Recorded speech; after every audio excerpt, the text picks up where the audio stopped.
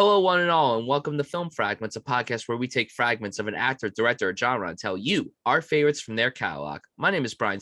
I'm your host, and I'm so excited to welcome you guys to this week's episode of Film Fragments, where we're going to be talking about our favorite films from Darren Aronofsky. And I'm so excited to welcome KENZIE VANUNU from Oscar Central to talk to me about Darren Aronofsky. Hi, KENZIE. How you doing today? Hi, I'm so good. I'm so excited to be here.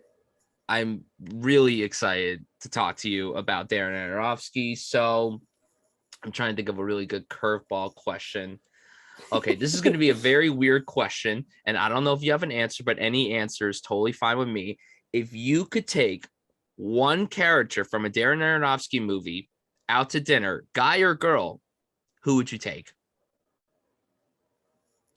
I don't remember his character's name, but Vincent Cassel's character in Black Swan.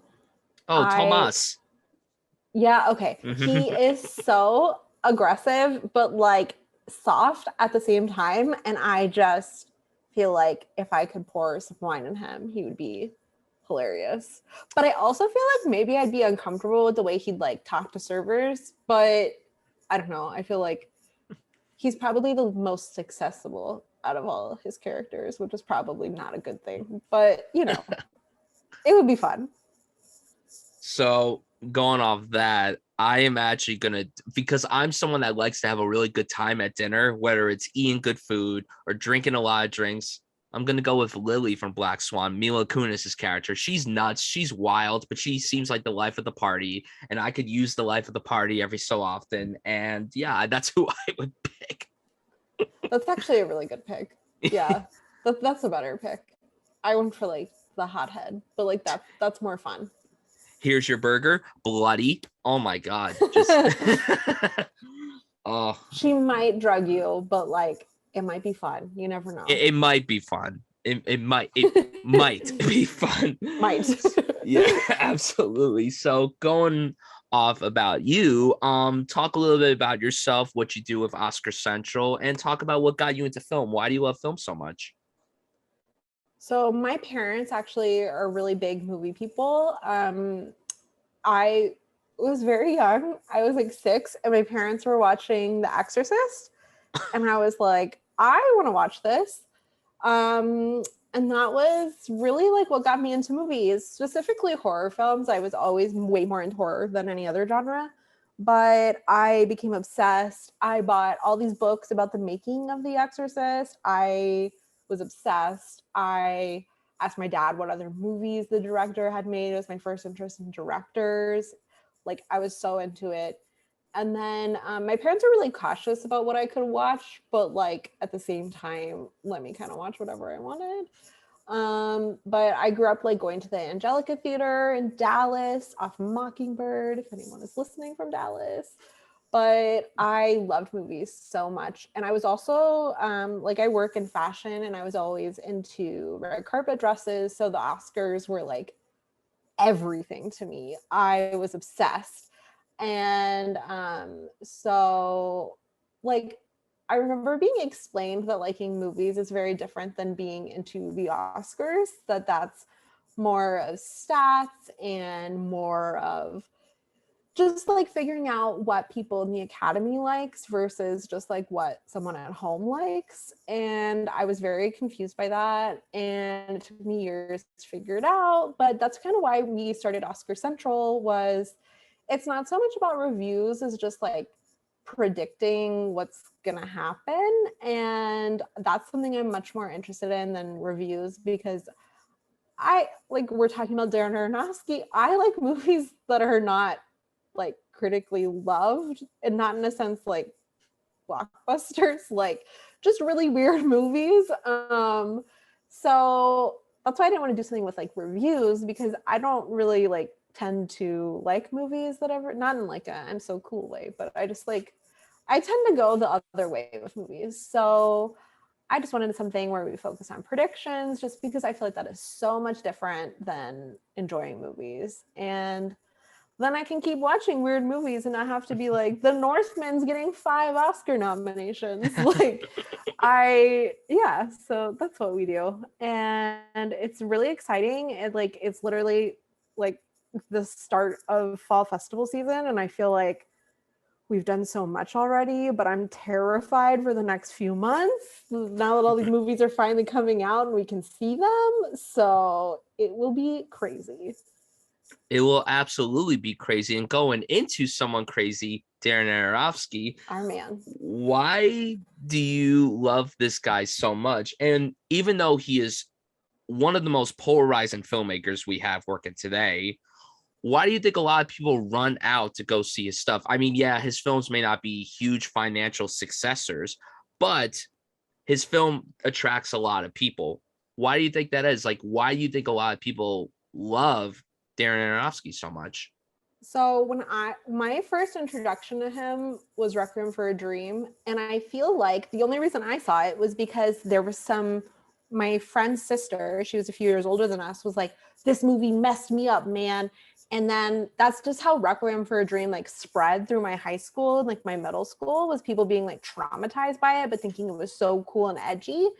And I do feel like once I was older and I rewatched it, I got past it being like, it's not just like shock value. I feel like he put so much into the making of his movies.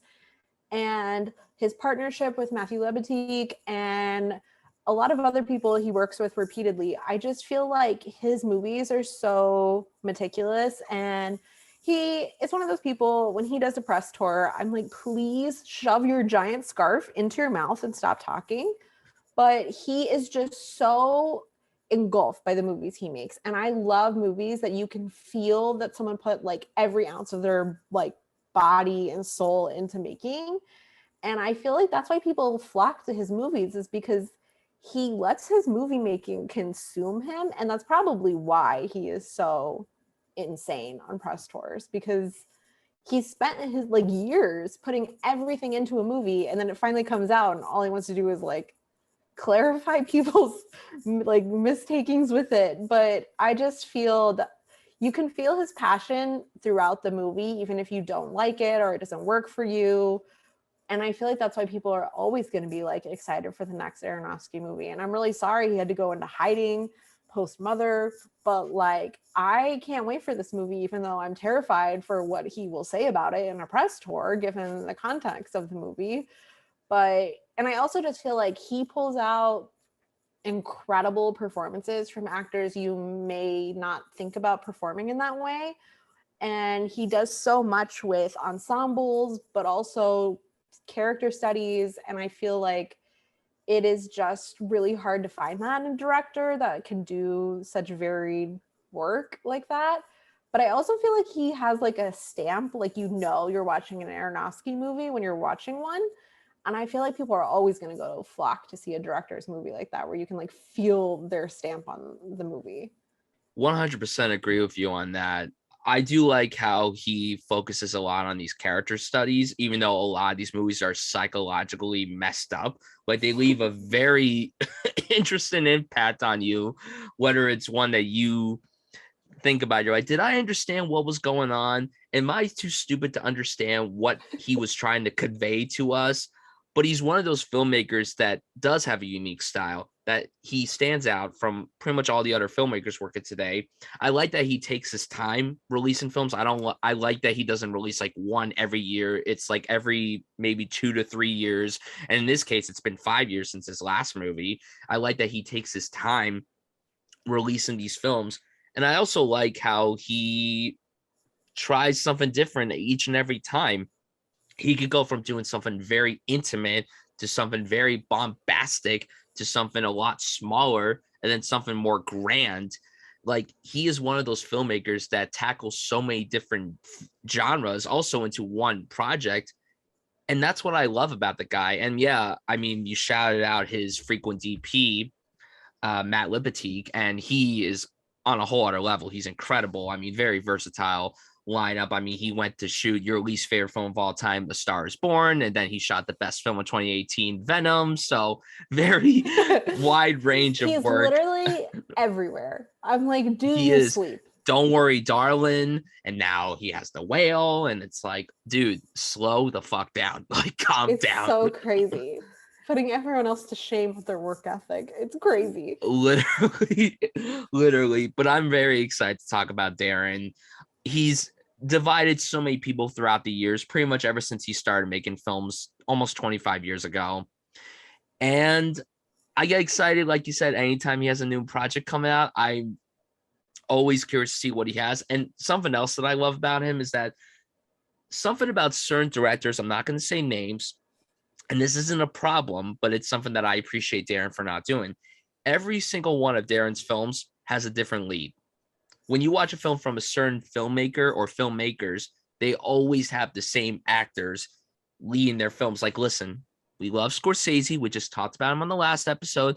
We love Leo. We love De Niro. But every once in a while, it would be nice if his lead wasn't one of those two people. I'm just saying. My favorite Scorsese movie is Silence, and it's all new actors for him. And I'm like, it's because you get to see these beautiful performances he drew out of new actors, and that's so exciting. And I feel like, especially with Scorsese, who's getting older, I'm like, there are so many actors I want to see you work with. Like, yeah, like, come on, like, work, like, come on, work with, I don't know, work with Florence Pugh or something. Like, come on. Like, the reason I'm so excited for Killers of the Flower Moon is the Jesse Plemons of it all, the Lily Gladstone of it all. And it's like, I know I'm excited that Leo and Bob are in it, but I'm also like, Jesse Plemons and Lily, like, come on. And like, Brendan Fraser. But I do think that's like a huge point to bring up with Darren, is he is really great about not discovering new talent, but rediscovering people we kind of like crossed off, like famously Winona Ryder in Black Swan, who was shut out of the industry for shoplifting. Literally shoplifting. What? But a beautiful performance that not only has so much to say about Winona Ryder and how she was being perceived in the media at the time, but like, she's a great actress. And like, look at her on Stranger Things, like so famous again. And I'm like, but he kind of brought her back to the forefront of and same thing now with Brendan Fraser. He's kind of been, I mean, he made a comeback a few years ago with that FX show Truth, but like, this is his first leading role in a major movie in years. Yeah, like probably like at least 10 years. He hasn't led a film in really forever. I mean, honestly, probably since I was a kid, he hasn't led a film. Like, I don't know, the last time he might have led a film, and I could be so wrong with this, is maybe Journey to the Center of the Earth or The Mummy 3. I remember going to see those as a kid, and I haven't seen him in the leading role since. And it's just so exciting. And we'll talk more about The Whale later on in the episode. Our anticipation for it this was just a tease for that, but we'll definitely touch upon it more in this episode. So I'm so excited to hear your list, Kenzie. I cannot wait to see what you put in the top 5. I don't know where it's gonna go. As I told you off camera, I might have an idea, but I don't want to say I have an idea and then I'm completely wrong. Although I like to be wrong, because when I'm right, it's too predictable. So we'll see what happens. So the way this is going to work, everyone, is that we're going to go through our 5 through 1. Now, if Kenzie has a film at her number 5 and it's higher on my list, I'm going to say pass after she talks about it. Same goes for her.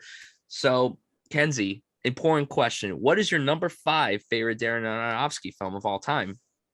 Okay, every time I say this, people get so mad at me that it is so low, but it's Requiem for a Dream. It was my first film I saw of his, and I do love it so much. It is obviously very hard to rewatch, but it is just a masterclass in screenwriting and directing, the editing. Everything about this film is so stunning, but it's also like horrifying to look at. But the performances are just out of this world, and I cannot believe I'm saying that about something Jared Leto's in. But Marlon Wayans. He's so good in it.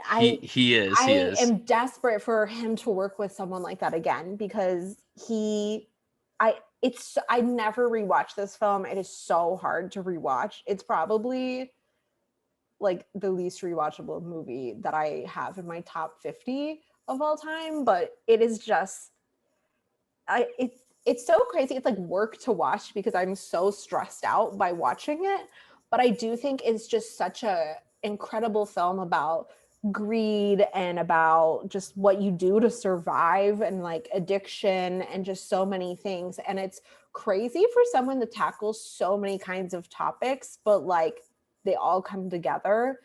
And I feel like you don't get that many movies that tackle different types of addiction, but like doing a great job at blending it together. Right. And because people say addiction and people only think of like drugs or alcohol, but there are so many types of addiction. And then this movie being not that old, but it's an older movie. And I just feel like it was a little ahead of people in popular media talking about other kinds of addiction and in general just like showing drug addiction in a way like this. But it's all of his movies are kind of like fever dreams, obviously, but this one, I just feel like, when you watch something and it makes you feel like consumed, like you are just like in another dimension, that is what this movie does. And that is why it is so hard to rewatch, but it's also just so well done. I think like no matter how many movies he has come out, this will always be like in my top 5 just because it is such a defining piece of movie making, but it's just not my favorite. But I love it so much. And also Jennifer Connelly, just put her in every movie imaginable. I'm really not a big Top Gun Maverick fan, but I'm really excited that the conversation about her is back and how beautiful she is and how talented she is, because she gave the best performance in Top Gun Maverick, and she didn't have to do that because her character had nothing written for her character, but she's just so magnetic in this movie that I cannot imagine what it was like to make this movie. I don't even want to know. Like I have no interest in knowing anything about behind the scenes of this movie, but like I love it so much. But it's definitely like not his best, so that's why it's my number 5. Pass. Pass for me. So my number 5, a lot of people consider this his worst film to date, which is interesting because I don't think it's what you're thinking of. Don't worry, it's not. I don't think it's what you're thinking of. My number 5 is The Fountain, which I just watched for the first time last night at the time of this recording. And I told this to Kenzie off air. I am a massive, and I'm talking hardcore, massive fan of Hugh Jackman. I love him so much. He seems like the sweetest man in the world. He is so gorgeous. And he's also a man of many different talents. He could act, he could sing, he could dance, he could do it all. I didn't know anything about this movie going into it. All I knew was that it had Hugh Jackman and Rachel Weisz, who I absolutely adore as well. I love her to pieces. She is incredible. Another person who has aged beautifully, similar to Jennifer Connelly. She still looks incredible, but I don't think I still fully comprehended everything that happened in this movie. But what I can say is that I was left feeling so broken at the end. And that's the thing with pretty much all these Aronofsky films. Like, you feel like there might be some glimmer of hope, and then it then just goes away so quickly.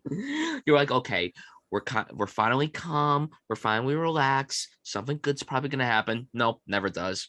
Never does. Never. And I mean, Hugh Jackman and Rachel Weisz showcase some of their best acting to date on screen here. Like, they're both marvelous together and separately. Hugh Jackman and Rachel Weisz are married. Rachel Weisz is sick and she's pretty much dying. And it's so devastating to watch. And these are two actors that whenever they cry, I can't help but cry with them. Like, they just have this look to them where it's like, you cry with them, you see them cry, you cry with them. And Hugh Jackman, again, I know that you brought up that you're not a massive fan of him, but he's one of those actors that really, when he cries, it's hard to not cry with him because he's just so good at conveying that face. That nice guy persona. That's kind of why I'm not a big fan of him as an actor. But right. Like you're saying, if he cries, I'm crying. I don't care about the context of what's going on. Right. If he's crying, I'm crying. He's like, too nice. It's a beautiful performance. And I have to commend the visual effects here because they are absolutely incredible. Like, incredible visual effects, beautiful imagery. And I wrote this on my Letterboxd review. I'm going to harken back to what I had said about the recent Marvel entry, Thor Love and Thunder, more like Thor Love and Poopy. That movie cost $250 million, not $250, You're 250 like, but it million looked like dollars 250. Yeah, exactly. So that movie cost whatever it cost to make. And you would think that they would pump out incredible visual work considering the amount of money they're given for it. This movie cost, I believe, less than $30 million. And obviously, this movie came out 15, 16 years ago before visual effects have improved. The visual effects here are loads better than a movie that cost more than $200 million more than what this movie cost. And that's saying a lot. Like, you could pump out incredible visual work, even if your budget is so small. Like, look at Ex Machina. That movie cost, I think, like $20 million to make. And that film beat Mad Max Fury Road, which also had incredible visual effects and cost a lot more money for the Oscar. And we're not going on an Oscar talk here or anything, but I just wanted to bring up how this movie looks stunning and looks incredible, but all of Darren's films look great. And Matt Liberty, just the power of him. And the movie tackles grief so beautifully. It tackles loss very interestingly. I like how there's 3 different timelines in this movie. I think the juxtaposition of those 3, it could have been a little jarring at first for me, but once the movie progressed and I started learning more about Hugh Jackman and Rachel Weisz, and then there was all these different stories going on, it was a very fantastical, epic, magical, mystical, romance, drama, depressing flick. And it's only 90 minutes long. And my thing is with certain movies is when they're short, sometimes they can feel so cluttered. And I was talking about this a few weeks ago with the Film Drunk on an episode we did about Aaron Sorkin. Social Network is 2 hours long, and there's a lot going on in that movie, but it doesn't feel cluttered. This does not feel cluttered either, even though it's not a perfect movie, in my opinion. I think it's so stunning and so moving and so devastating. And really, I think 2 of the best performances from an Aronofsky film are in this film. And I think it's some of the best acting that both of these guys have done. And they've both done incredible work throughout the years.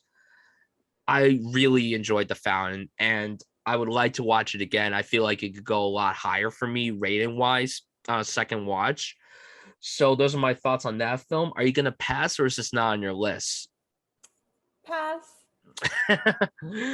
So excited to find out where it is for you. So now going into our number 4s, what is your pick? My number 4 is The Wrestler.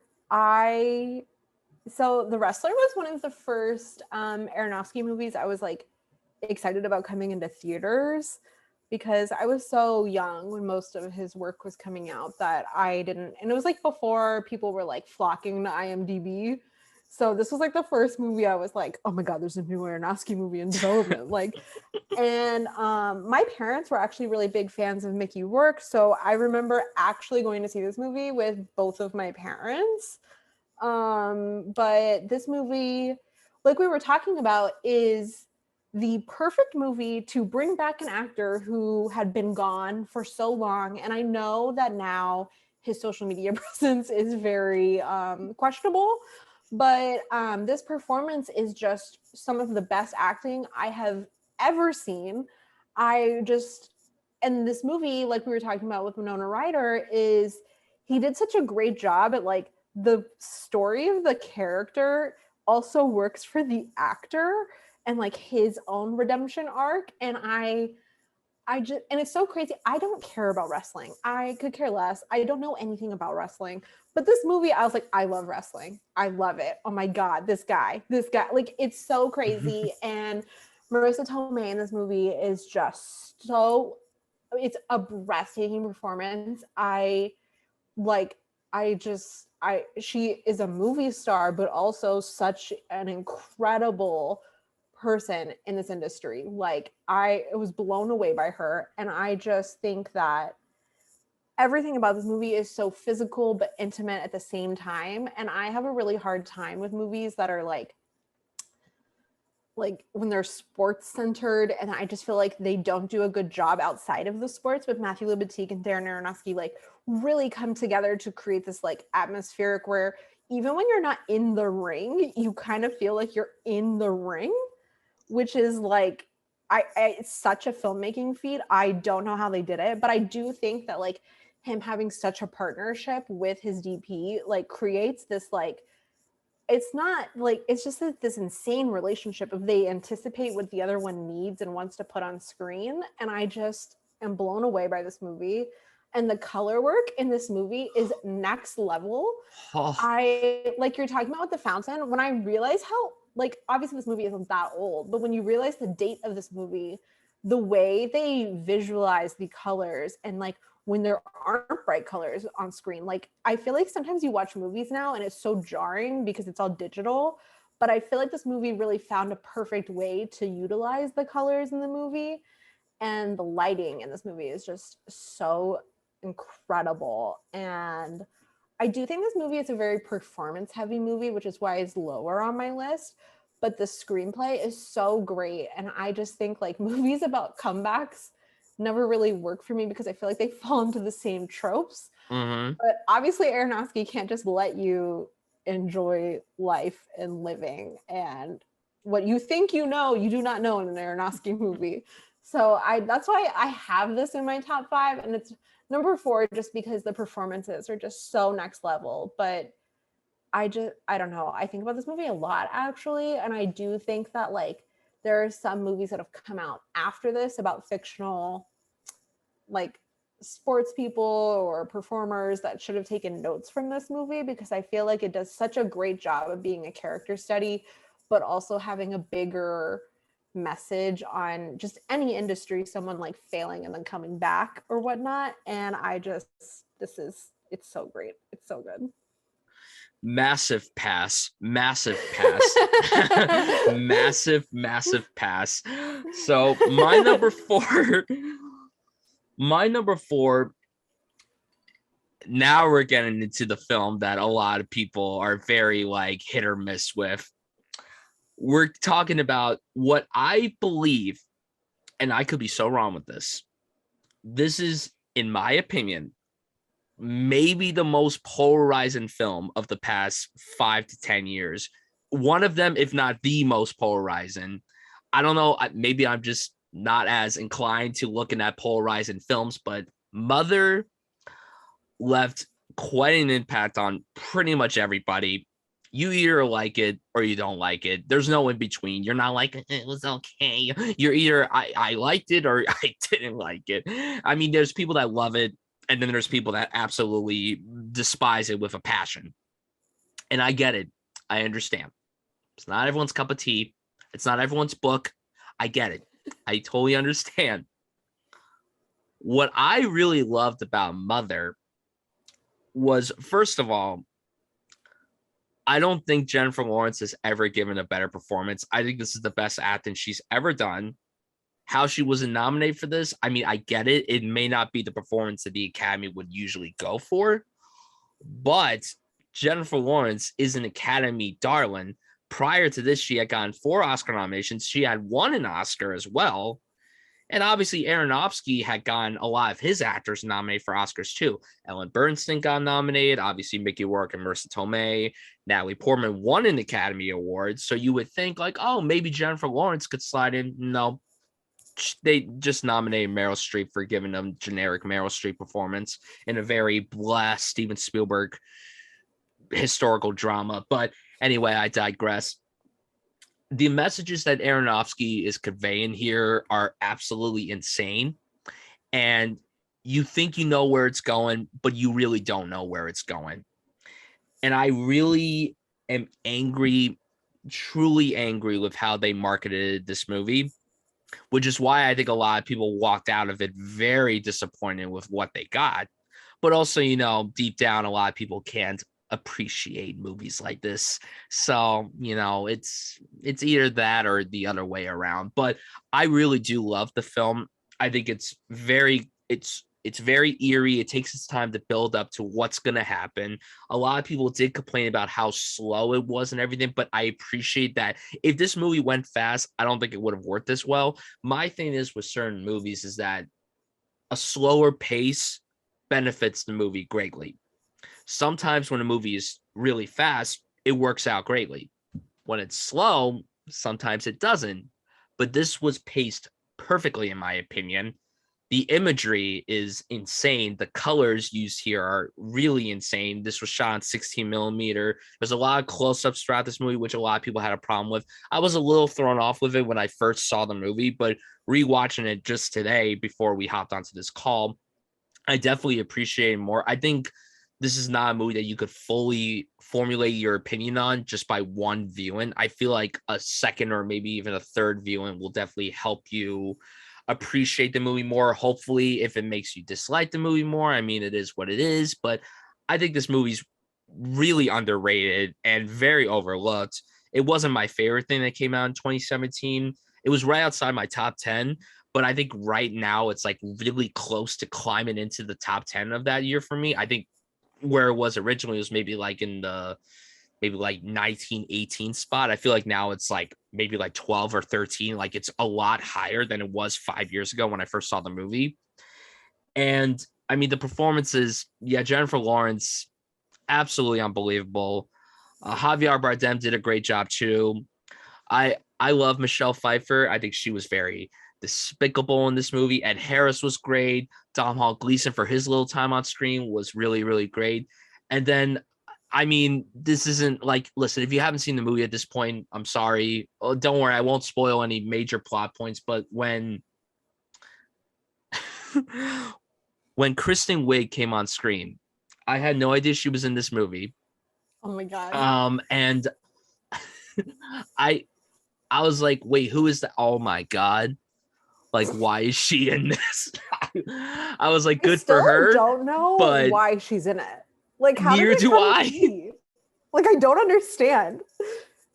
Like, if he wanted to cast an obscure pick and pick someone from, that comes from a very primarily comedic background and everything, I wonder why he picked her. I would love to know why. I mean, that's not a bad thing. I think her little time when she shoots people in the head, that was awesome and everything, but it was weird. It caught me off guard. But yeah, this movie tackles so many different things. It's intense. The last 30 minutes are incredibly difficult to watch. And I love the movie though. I don't care what anyone says. I think it's great. It's not my favorite Aronofsky film, obviously, but I do think a lot of people put this movie down a little too much, and some of their reasons are totally valid, but then other people are like, it was slow, it was boring, it was too weird. Like, can you specify why you thought it was slow? Yeah. Why you thought it was boring? Why you thought it was weird? Don't just be like, it's slow, boring, and weird. Oh my God, I can't. There's blood on the floor and there's people wandering around and the SWAT is coming in and everyone's doing this and Javier Bardem screams really loud. Like, specify clearly. I swear, some people are just so dumb and so oblivious to everything. So those are my thoughts on Mother. Are you gonna pass, or is this not on your list? Obviously, I'm passing. Obviously. So now going into our number threes, what do you got? This is where a lot of people continue to be mad at me for my ranking of his movies, but I have Black Swan at number 3. I love this movie so much. It's insanely beautiful performances and the costume work is just next level. And I love the score so much. I think he did such a great job at utilizing the music from the ballet, but also integrating an original score into it. But this movie, I feel like people got tired of it because it became like a Tumblr girl like kind of movie, but it is the perfect balance of being a horror movie but not a typical horror movie. It uses every, like, not jump scare, but just like jumpy moment, like the fingernail, the second Natalie Portman walking past her, like in the best ways possible. Everything is so subtly done, which is so crazy with Darren Aronofsky. This is why I think this movie broke into the Oscars, because it is subtly Darren Aronofsky. It is not Mother. It is not The Fountain. It is not Requiem for a Dream. It is a subtle, like, movie that you could kind of recommend to anyone, but they're not going to be like super put off, but it's still like uncomfortable for some people. So I think it did such a good job, but it's also, it doesn't lose his flair. It is still his movie. He never loses control of it being a studio movie, of it being like an Oscar bait movie. Like it is very much still a weird movie about ballerinas, but like that you would have a hard time explaining to some people, but it's also still accessible. So I think that's why it really broke through. But Natalie Portman in this movie is, if there are some people who talk poorly about this performance, and I don't understand. I'll never understand. She is so incredible in this movie.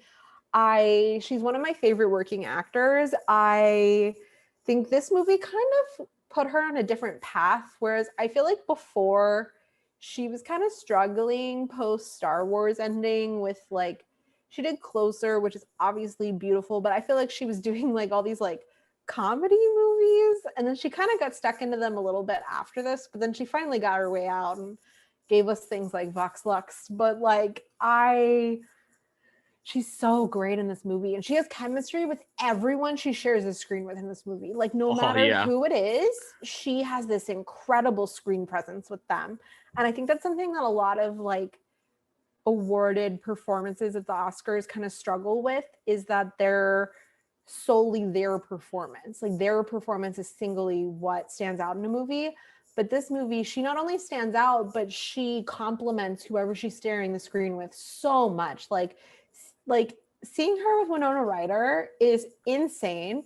Seeing her with Barbara, absolutely next level. Oh my God. Relationship is certifiably insane. It makes me uncomfortable, so much so to watch it. The scene where she's slamming the door, I can't even talk about it. And then Vincent Cassel in this movie is just perfect. I love him in this movie. I love their chemistry because it is so uncomfortable, so unprofessional, but I cannot look away. Her and Mila Kunis have this incredible back and forth. And then using Sebastian Stan is one of the funniest things that's ever happened in a movie. But I love every second he's there. I kind of wish he would work with him again in the leading sense. Right. Because I feel like he has shown he can do more weird things. And I feel like he could really shine with a director like this that clearly very early on believed in him. Maybe he watched Gossip Girl and was like, I want Carter Basing or something.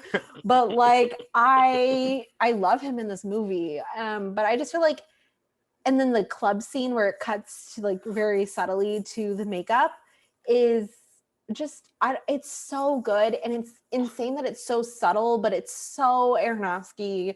And I'm still waiting on a coffee table book of this movie. I don't understand where it is.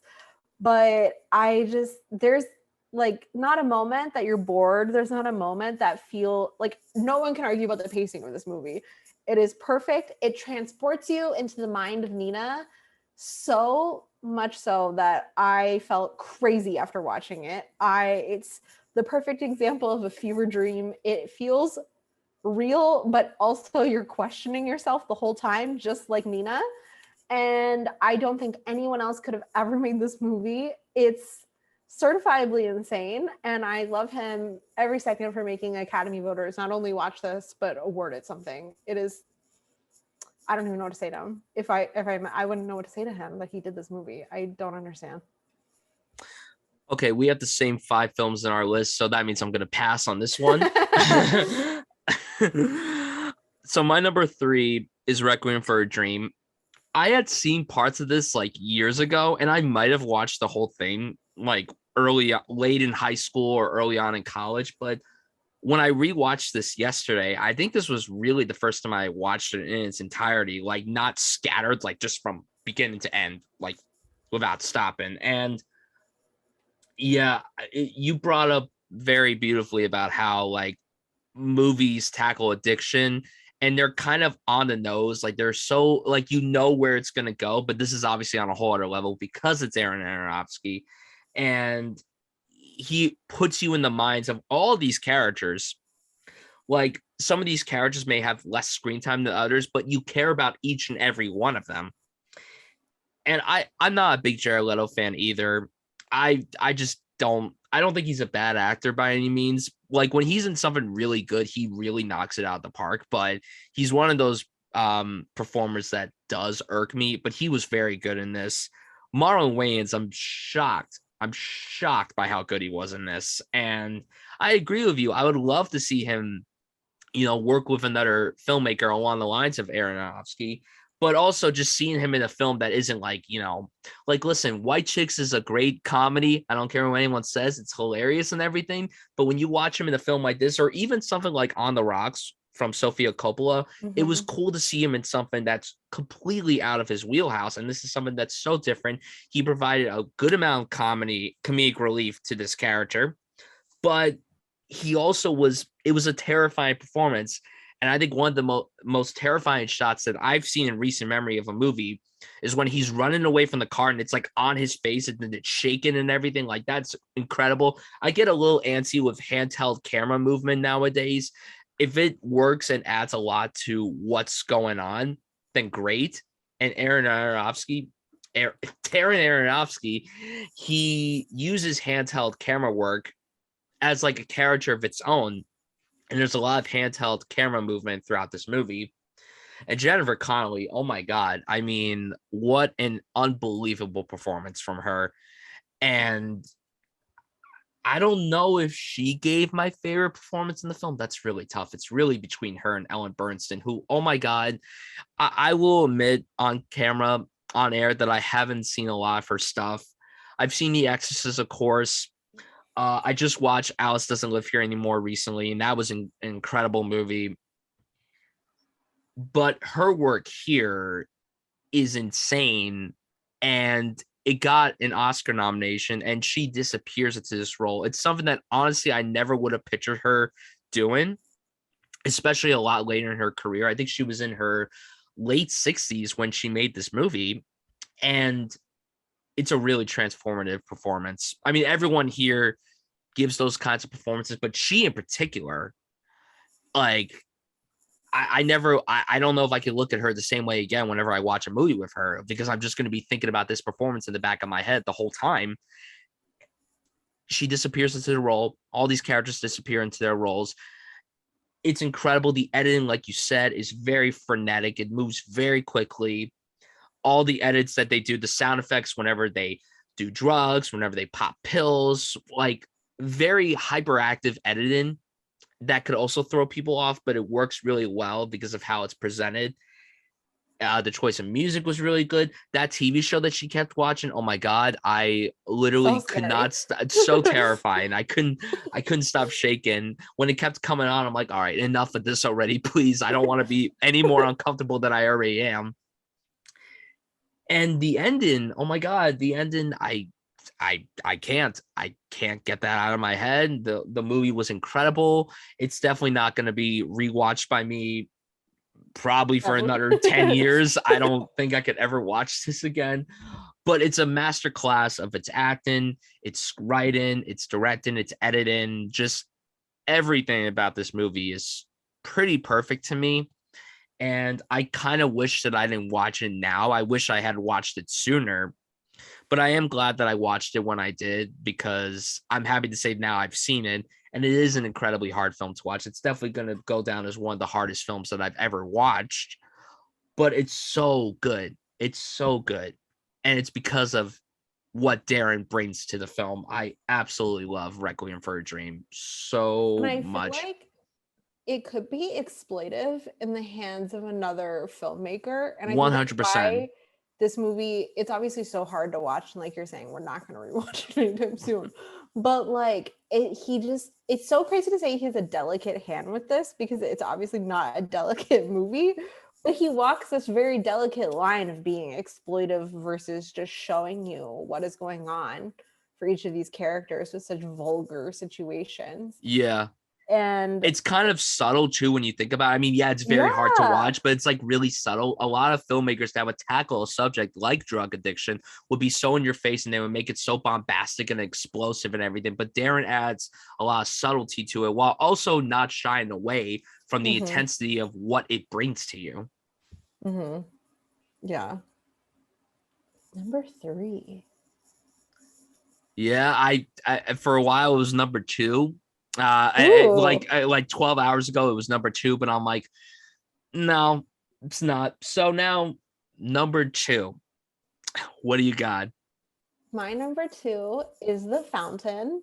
I saw this movie like right after it came out. I got it from Blockbuster, but I am not a huge Hugh Jackman fan. As an actor, I just want to say I've met him and he is the nicest person alive, but he's just not my favorite actor. But him in this movie is my second favorite performance from him. I think he is absolutely just on another level in this movie, but everything about this movie should not work. Like the special effects, like you were saying, should not hold up, should not work. And sure, if you watch it now, it's not the best special effects, but it's crazy how much it does hold up and how it utilized using special effects in a way that like they were going to be everything you were seeing on screen, but at the same time, it wasn't going to feel like you were watching your green screen.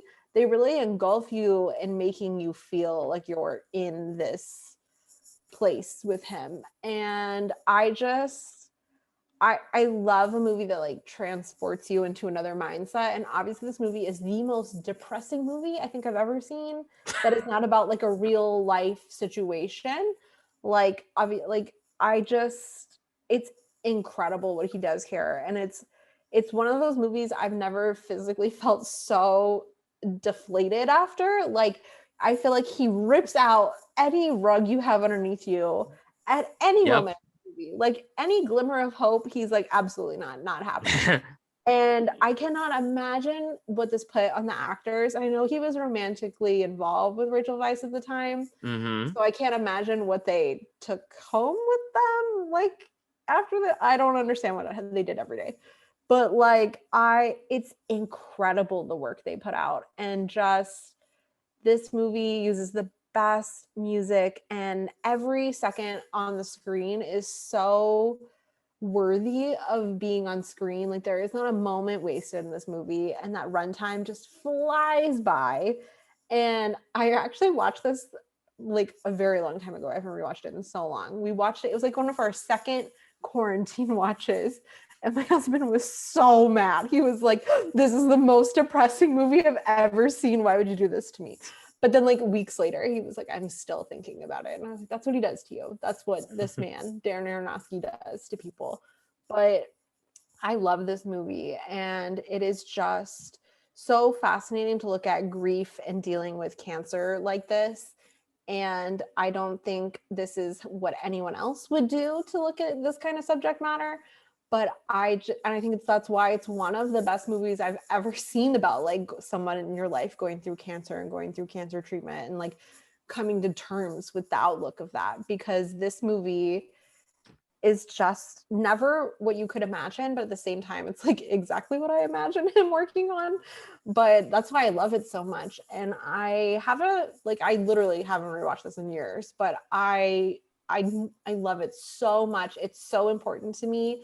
And it was very important into my like taste in films. It really like stuck with me, and I compare a lot of films to it structurally and how they use special effects.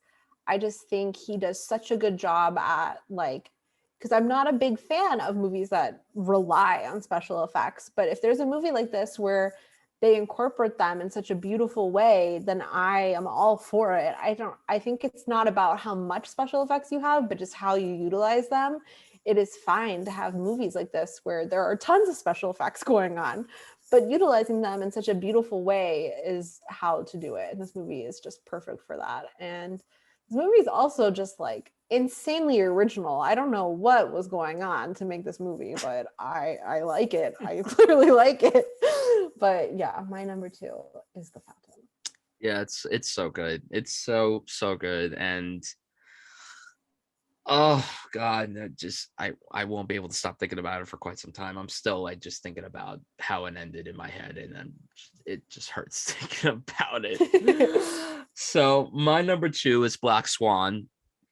Um, I the 2010 Oscars, that was the first Oscars that I really started following the Oscars. And I think I stand by saying that that's one of the best years in film, and at least my lifetime. Like you had that, The Social Network, Toy Story 3, Inception, like so many great films, and even a bunch of great films that weren't even nominated for Oscars that year. But Black Swan, it's like you said, it's not something that's going to appeal to everybody, but it definitely feels a little more accessible than most of Aaron Aronofsky's films, because you have this character study of this dancer who just wants to be the lead of Swan Lake, and she's trying so hard to get in those ballet shoes and everything. But obviously there's a lot of psychological stuff going on as well that makes it kind of steer people away, but they might be so engrossed with following this character. And Natalie Portman's performance is really on a whole other level. It's so incredible that a performance like this even won an Academy Awards, because nowadays you look at the performances that they nominate, and I mean, this isn't entirely a horror movie. It's like a psychological horror thriller, but they never nominate performances like this anymore. They never do, which is so disappointing, because I think what Natalie does so beautifully here is that she conveys so much. She's another actor, again, similar to, Hugh Jackman and Rachel Weisz. When she cries, you want to cry with her. Like, you are scared for Natalie Portman. She's one of the best performers working today. I agree wholeheartedly with you.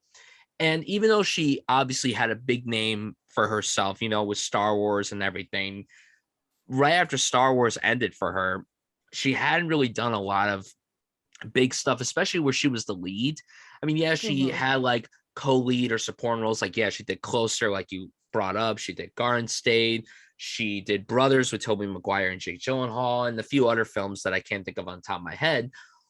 But when Aaron Aronofsky cast her to be the lead in this, I mean, it I don't know if this is the best acting she's done. It's really tough. It really goes back and forth between this and Jackie for me, but I really think that this is one of the best performances of the past 15 years. It's one of the best wins of any acting category of the 2010s, hands down. Like, she swept the whole season. She did so great, like great campaign work. Fox Searchlight did such a great job backing this film up. And it was a really revolutionary performance, a very transformative performance. And yeah, there's a lot of sequences here that just disgust me greatly. I mean, the fingernail sequence, I mean, that's just, oh my God. I don't know how they did that, but they did it so well. I don't want to know. And I don't want to know either. I'm sure however they did it, they knocked it out of the park. They did what they had to do. And yeah, everyone around her is so incredible. The back and forth that she has with everybody is great. Vincent Cassel, I mean, he's so like seductive, and he's very like passionate about everything, but he's also he's a kind of a terrifying man. It's like you don't want to mess with this guy and you don't want to ruin this guy's vision, but you see some hope in him where he's like, you're really good at what you could do, and I could see you being at the top. You just need to give it your all. But then, the sequence where they're in the studio, and then, he seduces her, and he's like, see, that was me seducing you. It's supposed to be the other way around. Like, that sequence is so good. It's so good. It's so good. Barbara freaking Hershey. Oh my God. This was the first time I had ever seen her in anything. I saw this movie right around the time it came out, and I had never seen her in anything. And for a long time, I had never wanted to watch anything with her. She terrified the shit out of me in this film. She freaked me out, and I think that was the intention. And I've seen a few movies with her since, but she just knocked it out of the park here. She was so good. And then you have Mila Kunis, who definitely the best acting she's ever done. Mm-hmm.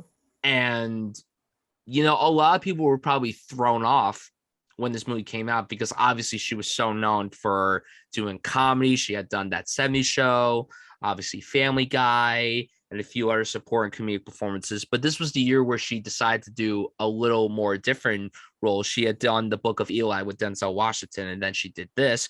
And she was nominated for a Globe, and I think she got a SAG nomination as well. Yeah. And I think that she should have gotten in for an Oscar nomination. It would have been really cool to see Oscar nominee Mila Kunis. It would have been awesome to see that. She would have been a first-time nominee. Obviously, she wouldn't have won the Oscar, but just the nomination would have been so deserving. And one of the biggest Oscar upsets, in my opinion, of the 2010s, not nominating her is really insane. I also think the screenplay here is incredible, and I don't know how that was not nominated for anything. Really, other than Natalie, this film had no chance of winning anything. Like, the cinematography is absolutely immaculate.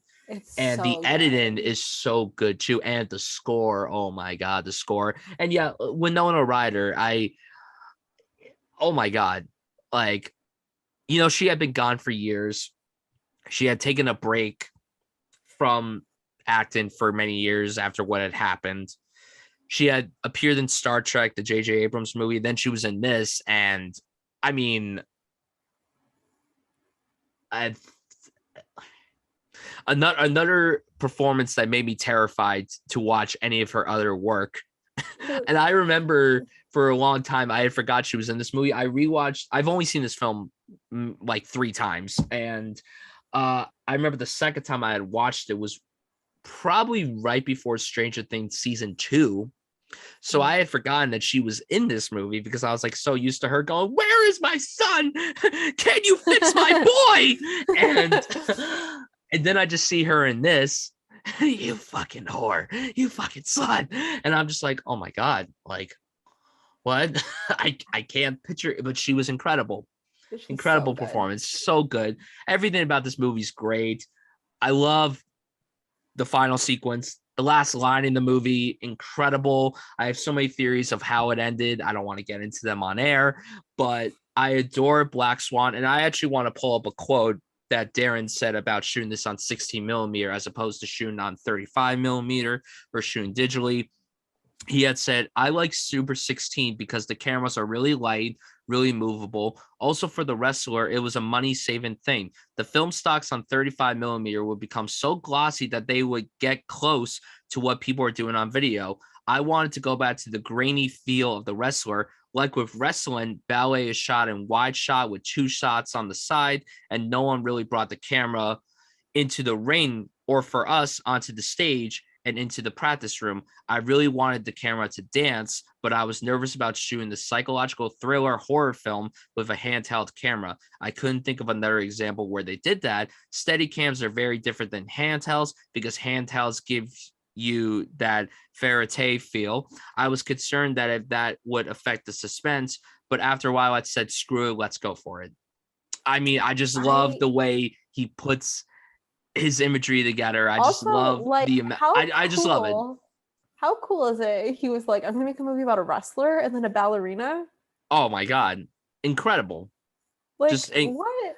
there was a point where he was like, this is kind of like a companion piece to the wrestler. And honestly, it is a pretty good double feature if you watch the wrestler and this back to back. Like, and these are definitely like, not to go into the wrestler, which we'll obviously talk about in a few minutes, but I like when he does these character study film, like very heavy on character study. I love Darren's style, and he's one of those filmmakers that if he wants to do style over substance, I think he could knock it out of the park. Some filmmakers can't, unfortunately, but what I like about this film is that even though it's very stylized, it's still a character study. Like, you're following Nina, you're trying to get a feel of who she is and what she's going through, and it's a beautiful arc. It's a beautiful character arc. And honestly, when she yelled at her mom, "I'm the Swan Queen," and I just started fist bumping in the air. It was, oh my God, so I was good. like, get her finally.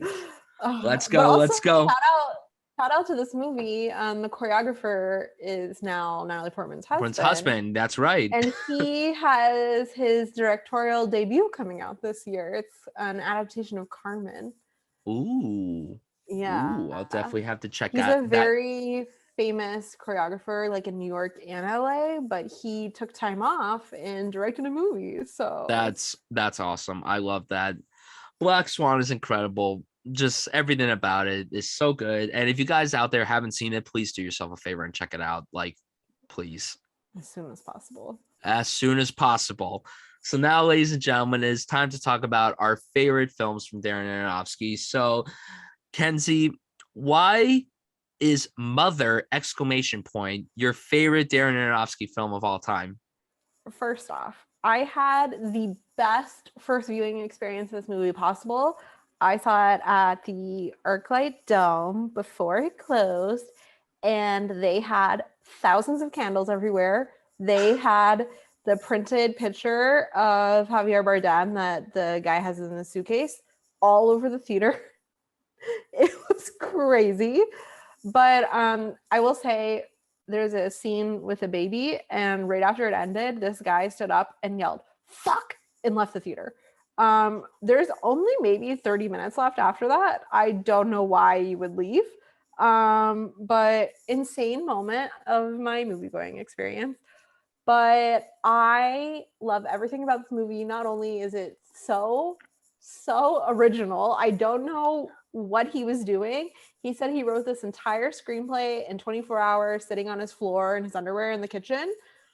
But like, what was he on? Like, I don't understand. He was pissed. Like, I could tell you that. He was pissed. Yeah, I do want to say, like, a lot of people hate this movie. Obviously, it's very divisive, but he isn't someone who just says something about the environment doesn't mean it. Like, the work he does on other projects about the environment and about animals and what we can do to prevent further pollution is extraordinary, and he doesn't have to do any of it, but that's what he chooses to do instead of making movies, I guess. But this isn't just like a one-off thing for him. He really does care. But I feel like you can feel that every ounce of this movie. And there's this like Reddit thread that was like, Darren Aronofsky going to Paramount, I want to adapt a book. And they're like, great, what book? And he's like, the Bible. And they're like, what part? And he's like, the whole thing. And I think that is definitely what he did, because like, I don't understand how he got them to do this, but it's one of those movies, I feel like if you don't tell someone what it's about, that they're slowly going to start getting it, and they're going to be very angry with you once they do understand that it's just the Bible. But I just think this movie is full of insane performances, and the casting is just absolutely insane. You talk about an actor not working with the same people over and over again. He has Ed Harris, Javier Bardem, Michelle Pfeiffer, like Domhnall, and his brother, who I didn't even know acted, and then Jennifer Lawrence. And I'm just blown away. And then Kristen Wiig pops up. I don't understand I don't understand, but it is so funny because it plays into the psychological toll of like, you never know what's coming next. Like, it's before everything starts going really crazy with the guns and the troops, but it's also just, it transports you into this insane place. And I actually have a coffee table book about this movie called Making the Fever Dream, because it is such he says there's one section that's a fever dream. It is the whole movie, Darren. I don't know what you're talking about. I was just so blown away. I saw this movie like twice the first week it came out. I was so I've never been so transfixed. I love it so much. I think it has so much to say, not only about what we're doing to the earth, but just how we are as consumers, that everything is replaceable. We can just move on to the next thing so quickly. And I think he does such a great job at presenting this information, but in the movie, I just want to clarify, I mean, in the movie, I'm not counting all his press where he explains the movie, and no, I'm talking about the movie specifically. He does such a great job at leaving it open for you to interpret for yourself and how you feel what the movie is about, because it is very much just the Bible adapted, but it is about Mother Earth. It is about consumerism. It is about so many things, and I feel like every time I watch it, I take something new away from it, and that's very important to me with a movie. And there are some movies I can watch and that's it, and I never really like get anything new out of them. But this movie, every rewatch, I get something new, and it's some of the best acting I've ever seen. And the way this movie had a score and he took it out because he thought it was scarier without the score is one of the greatest things that's ever been done. I love that this movie doesn't have a score. You just feel like you're in that house with them. And the sound work in this movie is incredible. And I can't imagine the panic of everyone that worked on the sound in this movie being told there's not going to be a score and we're relying heavily on the sound. Exquisite work, exquisite sound design work. It's so incredible. I wish I could see it in Dolby somehow. Like, oh my God, I can't imagine. It's so good. And I know he is so annoying talking about this movie, and that's why he's literally disappeared for 5 years, is because people got so angry at him. And honestly, like the press tour, he kind of deserved it. Like, he was obnoxious, but I get it. I feel like he put every ounce of his soul into making this movie, and that is why it is so good to me. And Jennifer Lawrence, she's never been better. She'll probably never be better. I can't imagine moving on from this. You know, she said that she had a little tent she would make watching the Kardashians and the Real Housewives while making this. And I completely understand. She needed to like turn off whatever she was doing. And it's incredible work. And it's really crazy the chemistry she has with Javier Bardem, because it plays into their relationship so well. And I don't know how they pulled off that dynamic, but I'm obsessed with it.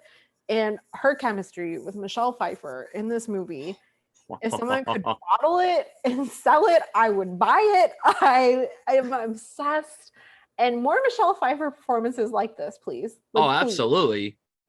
Please. Also, I'm sorry, it's been 5 years. Darren, what was the yellow stuff in the bottle? He said he'll take that to his grave. No, tell me now. Tell me now. I need to know. But I love this movie, and I love the house. It's beautiful. Stunning. I love this movie so much. And I'm such a big fan of movies that take place in one location. So me too. obsessed. I love movies like that.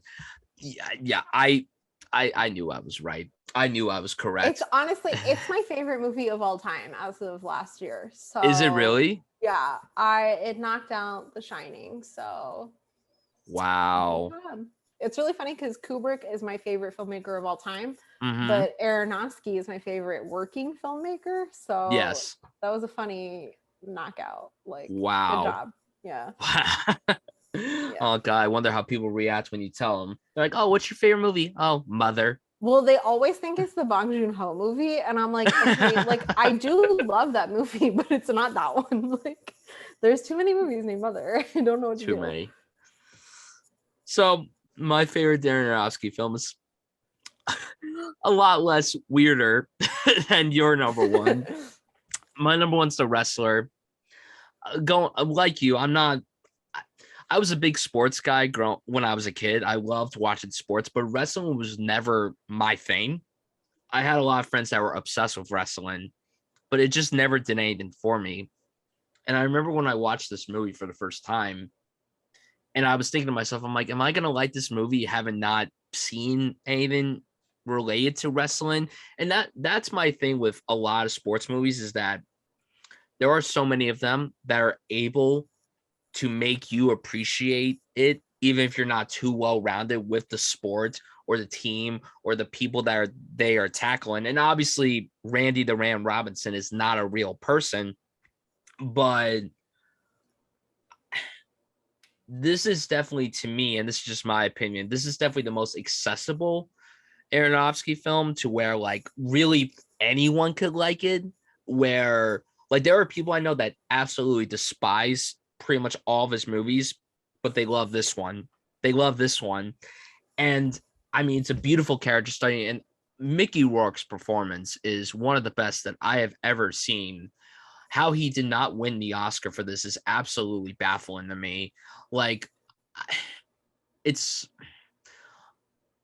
Sean Penn and Milk, he was good in it, but that to me was not an Oscar winning performance. And he already had an Oscar at that point. Mickey Rourke did something so out of left field for him in this movie that you forgot that this is the same Mickey Rourke that made it big in the 80s with all the movies that he had done when he was younger. He did something that you never would have thought he would have done. He disappeared into the character, and it's a really stunning performance. At one point, Nicolas Cage was going to be playing this character, but Darren Aronofsky was like, I want to do it with Mickey Rourke. And Nicolas Cage was very understanding of it. You know, they've been friends for many years. And I'm really glad. I'm sure Nicolas Cage would have done an unbelievable job, but Nicolas Cage was pretty much a high profile name at that point still. Like Nicolas Cage, even though his filmography has definitely gone down since like maybe the mid 2000s, where he's doing these very obscure movies and everything, but he's still like a household name. Like everyone still knows who Nicolas Cage is. Mickey Rourke for a long time wasn't really doing anything. Mhm. And then Darren Aronofsky comes to him with this project and he disappears to the role, and it's a beautiful performance. And Marissa Tomei, absolutely gorgeous, but such a tender performance.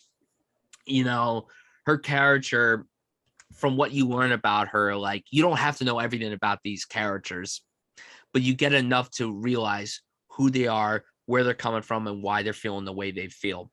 And there's a sequence where he goes to the strip club that she works at, and she was like, you're just a customer to me, and that's it. You're nothing more, nothing less. So, and that was a great sequence. That was a beautiful sequence. And then her last sequence in the movie, just like, you know, I'm here, don't do this, I'm here. And throughout this movie, I mean, his health is really deteriorating very quickly, and it's a very scary thing to watch. And one of his last lines in the movie, where he's like, I don't feel love. The place where I get broken the most is out in the real world, but when I'm out there in the rain, that's where I feel loved and everything. And that just made me cry. Like, I'm like, shit, what the fuck? It's so good. And I want to shout out Evan Rachel Wood for her little time on screen. Very so good in this movie. She's so good. So good. Their back and forth was really, really great. She didn't have a lot of screen time, but the screen time that she did have was very compelling, especially when they're walking around the boardwalk and they're just talking. And he's like, you know, there was a point where I was trying to forget you because of how I treated you when you were younger. And again, Darren knows how to get people to cry so well to the point where you want to cry with them. And it's just on their face. It doesn't cut away. It's so beautiful and so moving and so tender. It's a very excellent performance. And this movie has a very special place for me because it is shot and set here in Jersey.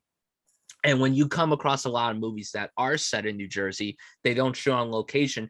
And one thing that I find really awesome about this movie is that a lot of the places that they filmed are only under 30 minutes away from my hometown, which is incredible. Oh, wow. It's so exciting. It's so cool. Like they're like, oh, Rahway, oh, Linden, oh, Haslin. I'm like, I know where all those towns are. So it's just so cool. Like obviously it wouldn't matter to anyone that doesn't live in New Jersey, but for someone like me who has lived in Jersey their whole life, I mean, it's so exciting because you don't really come across many movies that are shot and set here. And it's so interesting that he decided to set this movie here of all places. I mean, I don't think the location would have mattered, but I just think it's so cool that he was able to do that here. And the choice of music here, all the great 80s rock songs, you know, Rat, and then ended with Sweet Child of Mine, and then the Bruce Springsteen song in the credits. Oh my God, phenomenal, just truly incredible. And the last sequence of this movie is absolutely unbelievable. I'll have to ask you off camera what you think of it, because I'm sure there are people out there listening that haven't seen this movie, which is really upsetting because it's a brilliant showcase for everybody involved. And I have a really great story to tell about this movie. So around the time this movie was being filmed, so like 13, 14, 15 years ago, my dad was going back to school to be an x-ray technician, and he was working at a few hospitals throughout the state. The hospital that Randy was at when he had his first heart attack, my dad was working at that hospital at the time that this movie was being filmed.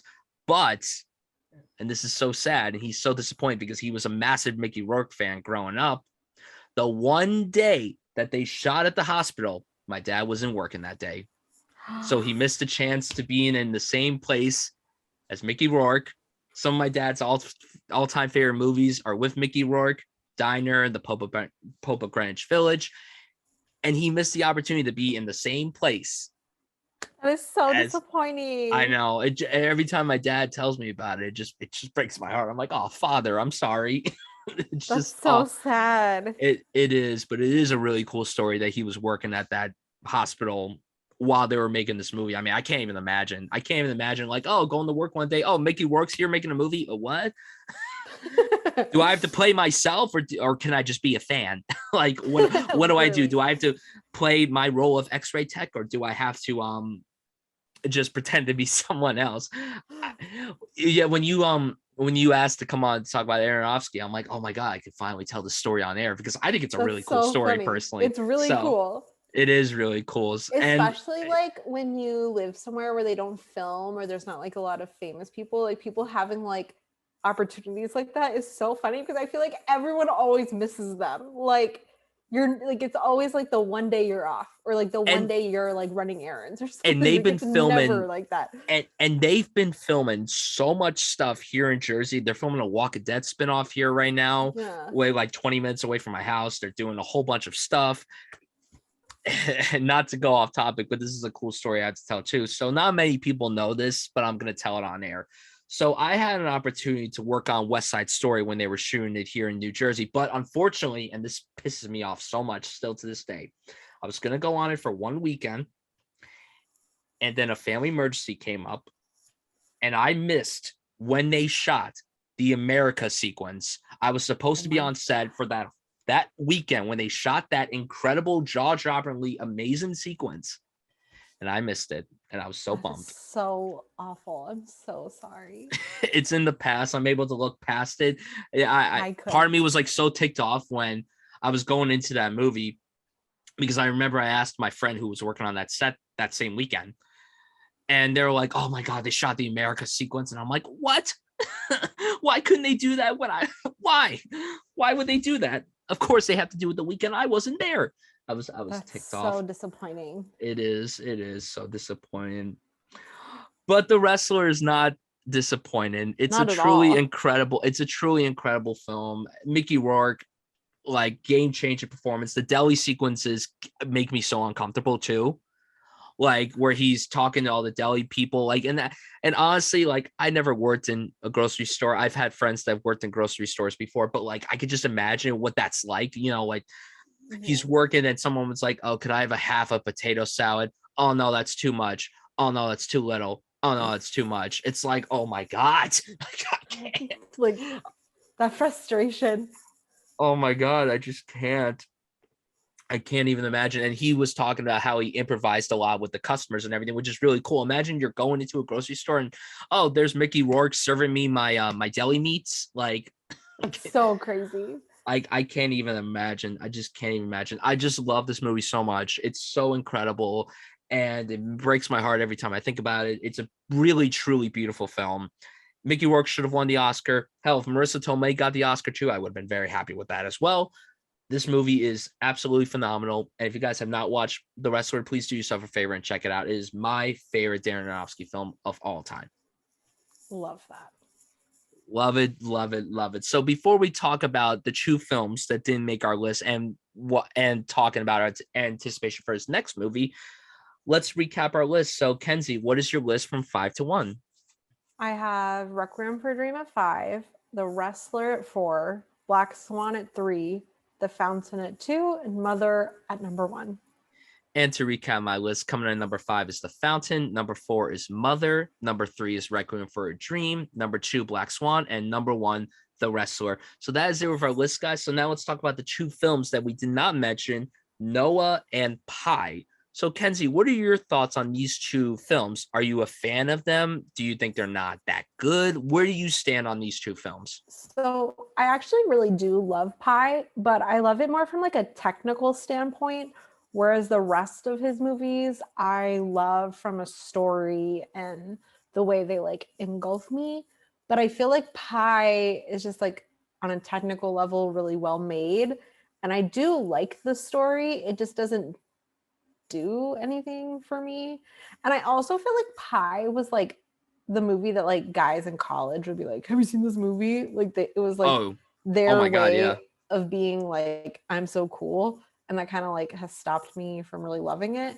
Yeah, But if you went to film school in the 90s, this is probably what everyone would have talked about. Did you yeah. see Pi? Yeah. And it's so weird because the copy I have is actually from Blockbuster. Like I got it when Blockbuster went out of business. But like I don't ever think about it. And it's weird because the rest of his movies I do think about, including Noah, because I just love that he scammed a studio into making this huge big budget movie, and they were probably like a biblical movie with Russell Crowe. Amazing. And then it is so weird. It is so dark. And it is not what anyone probably thought was going to happen, including myself, even though I knew Darren would not just do like a typical biblical adaptation. Mm-hmm. It's not obviously not in my top 5, but I don't think it's as bad as everyone thinks. I think it's really cool what he did. I think it is so bizarre and only someone like him could do it. And I'm impressed that he got a studio to give him more money after making Noah. But I think it's a testament to like what kind of filmmaker he is. But I just admire that he did go swing for a blockbuster, but he was like, it's still gonna be a Darren Aronofsky movie. Yeah, What do you think about them? Yeah, I just watched Pi for the first time a few days ago in preparation for this, and it's definitely my least favorite film that he's done. I do think that on a technical level, it's pretty great for a debut. But yeah, the story just really didn't click with me. Also, like I I math was always my best subject in school, but I'll be honest, this movie just made me hate math. I'm like, I don't want to watch a movie about math. I'm sorry. I don't care about math. So why am I watching this movie about math? But it is a really well done debut. And you could tell that's his first movie. Obviously, he's getting his foot in and everything. Like you could tell that there's hints of him in that movie, but he's obviously like not fully there yet. I really think the Aronofsky that we know really didn't kick in until Requiem for a Dream. I think that's when it kicked in, obviously, probably because he had a bit of a bigger budget and everything, and obviously these household actors. But Pi was good, and Noah was pretty good in my opinion. I definitely liked it more when I saw it when it came out. I just rewatched it a while ago in preparation for this. I had only seen it once before this rewatch, and yeah, I mean, I think personally that you couldn't have cast anyone better to play Noah than Russell Crowe. I think Russell Crowe just has that presence to where he fits this role perfectly. And Jennifer Connelly being here was really exciting. It was her reuniting with Aronofsky. It was her reuniting with Russell Crowe, which was really cool because they were both in The Beautiful Mind together, which she won an Academy Award for. I also think he should have won the Academy Award for it, but that's a whole different discussion for another time. And I think it's just so cool that we got this very different studio epic, because a lot of the blockbusters that we get nowadays from high profile studios are not like this at all. So I think it's incredible that he got this budget to tell this story the way that he wanted to. And it's so different from your usual studio release that a lot of people were thrown off guard. And yeah, I knew going into it that this would not be your typical Noah's Ark movie. It would be so like different from anything you would expect because it's him making it. And I think he did a great job. I think visually it's unbelievable. I think the whole cast did a great job. I want to shout out Emma Watson. She was really good in this, I think, for her role on screen, because I think other than I hadn't seen the Bling Ring at that point, but I had seen Perks of Being a Wallflower, and she was so good in that. But I was still used to just seeing her as Hermione. I wasn't used to seeing her really as anyone else, but I thought she did a great job here. And also, I thought it was cool that her and Logan Lerman worked together again after Perks of Being a Wallflower. I thought that was great.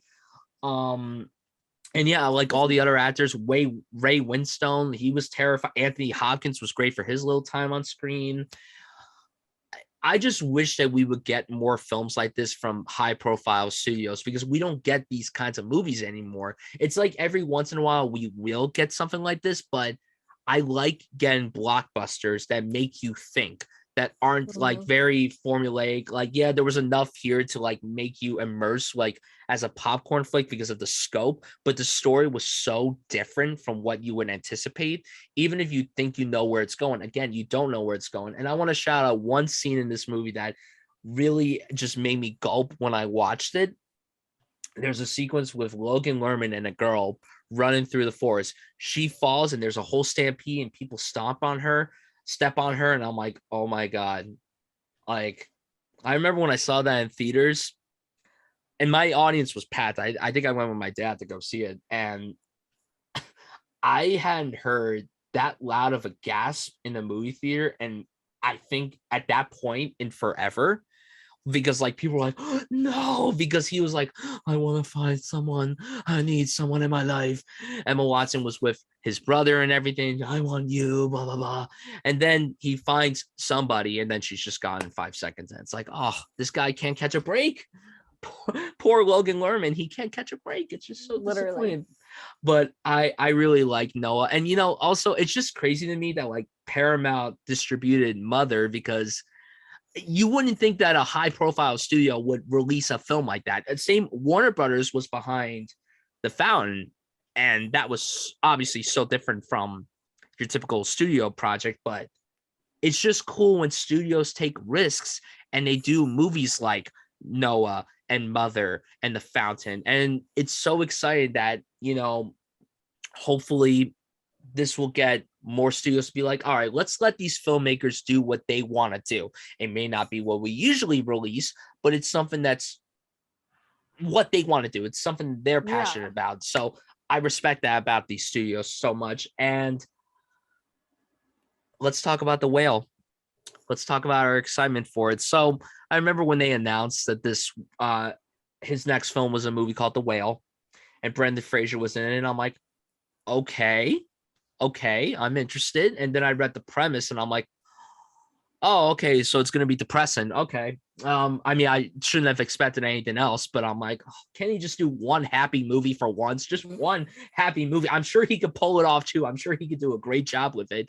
But it's like, damn, like everything he does is so depressing, but it sounds incredible. Obviously, at the time of this recording, we just had the first image drop a week ago. It's going to be shown at the Venice Film Festival, where it's having its world premiere.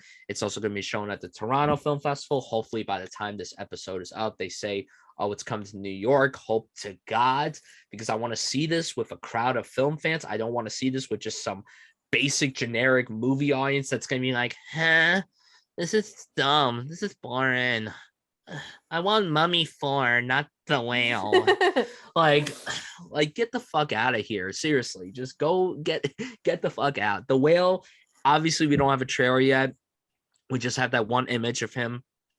It looks like it's going to be a very beautiful performance, and just the whole story of how, you know, Brendan Fraser was gone for so long, and now he's making this comeback. Like, you know, he did that Soderbergh movie last year, No Sudden Move.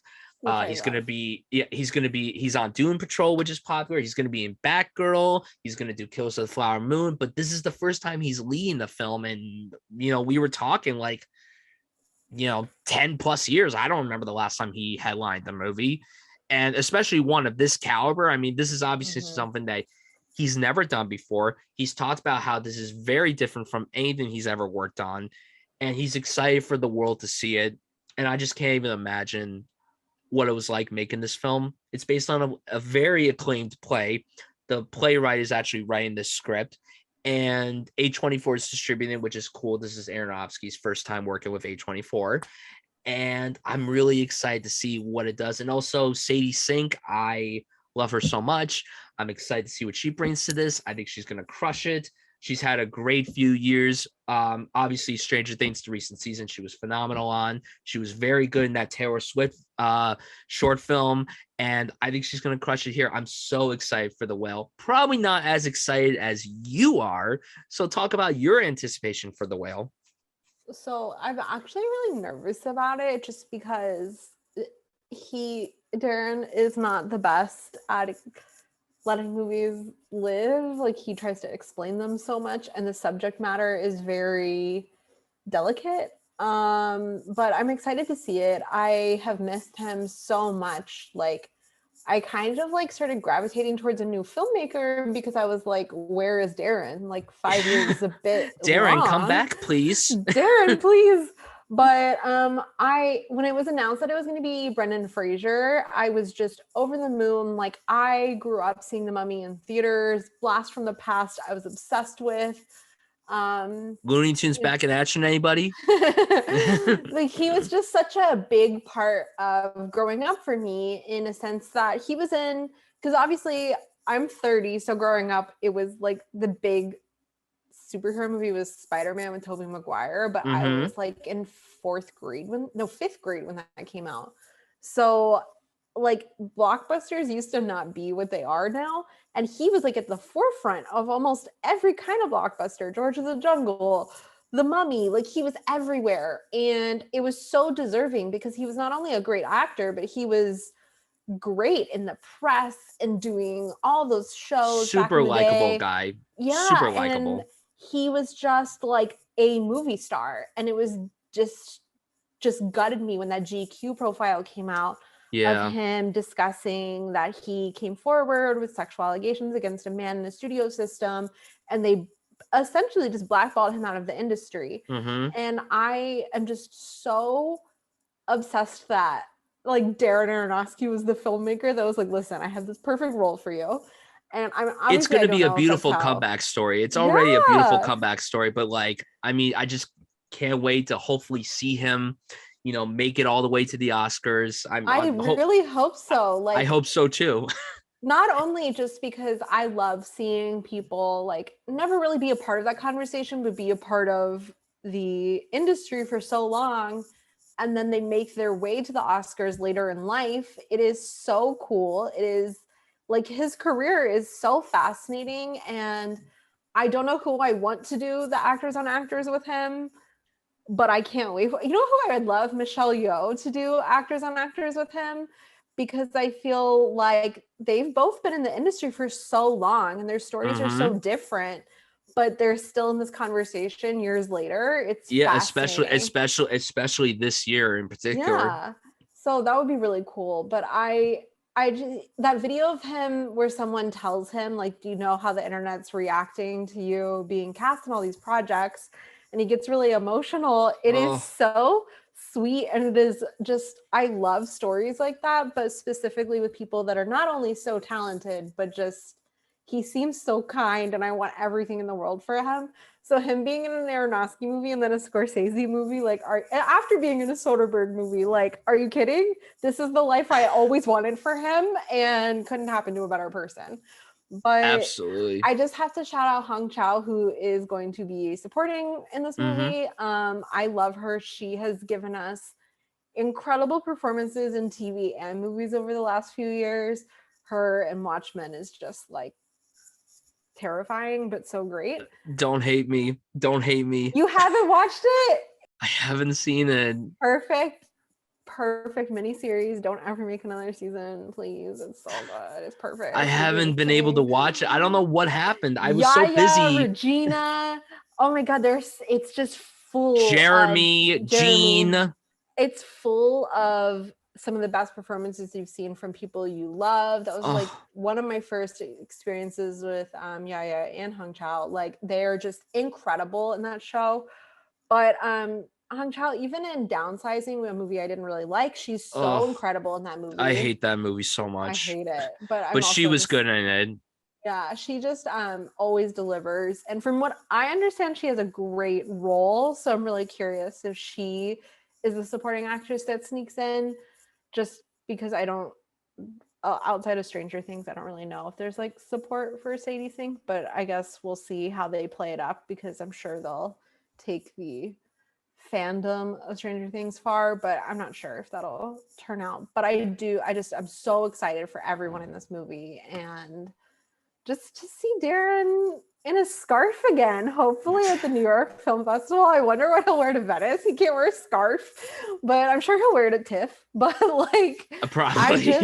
I love him, and I will always be seated for his movies as long as he makes them. And I hope he doesn't disappear for 5 years, but I do, like you were saying, appreciate that he doesn't just crank them out. No offense, because I love Steven Soderbergh. He's actually one of my favorite filmmakers, but I don't love him in the same way I love someone like Darren or Robert Eggers or anyone else that I really care for. Right. Because I like my filmmakers like Sofia Coppola. Give me a few years off, come back, give me a beautiful film, take another few years off. So yeah. I love filmmakers that let films stew and take their time. And I love Darren for that. 5 years was too long. It was too long. I feel like it'll be worth it. I think so too. I absolutely agree with you. So, Kenzie, thank you so much for coming on to my show to talk to me about Darren Aronofsky. I'm so happy I got to have you on and gush with you about why he really is a truly wonderful filmmaker. So, really, thank you so much for coming on. Thank you for having me. It was so fun. Absolutely. So, where could the people find you online? You can follow me everywhere at KENZIE VANUNU, and then you can follow my Oscar website at Oscars_Central. If you're listening and you have at Oscars Central, please let it go. You've never tweeted. Please let it go. But yeah, at Oscars_Central, and then our website is OscarsCentral.com.